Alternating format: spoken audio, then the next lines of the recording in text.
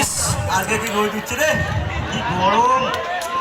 ছাতা না বললাম পকেটটা দাঁড়ানো লাগে, গেঞ্জিটা দিয়ে যাবো। চল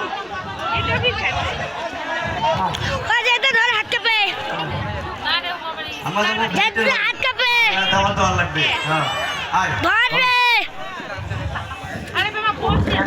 ও ভাই বাড়িতে আছেন? ও ফকির সাহেব বাড়িতে আছেন নাকি? কাইবা ভাই বিরিয়ানি না কেনা কাইবা তোমরা আগে গেটটা খুলো তো।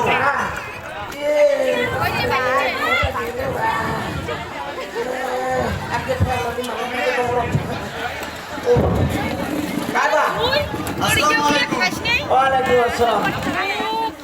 আপনার যে দাওয়াত দিয়ে হ্যাঁ কিসের দাওয়াত বাবা?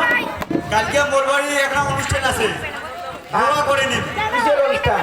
এই বাড়ির জন্য একটা দোয়া করে নিন। ও তা দাওয়াত না বুঝলেন, হ্যাঁ কালকে জোহর নামাজ বাদ আচ্ছা যাবেন।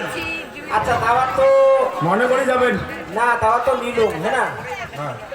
এবার আমার তো একটা ইউনিয়ন আছে বুঝছেন, হ্যাঁ সেটা তো জানি। আমার একটা ইউনিয়ন আছে আর আমার ইউনিয়নের মেলা ক্যাটাগরি আছে।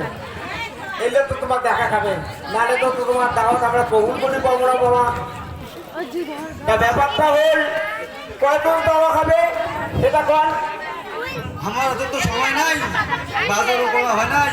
হ্যাঁ তা তোমার একটা কাজ করেন, তোমার যে গ্রুপ করা আছে আচ্ছা ওই গ্রুপে যে আরো 3 জন আছে, হ্যাঁ কানা বোবা আর একজন যে আছে, আচ্ছা তোমার আমার 3 জনকে নিয়ে এসেছেন। এত সময় যাবো আর কি না।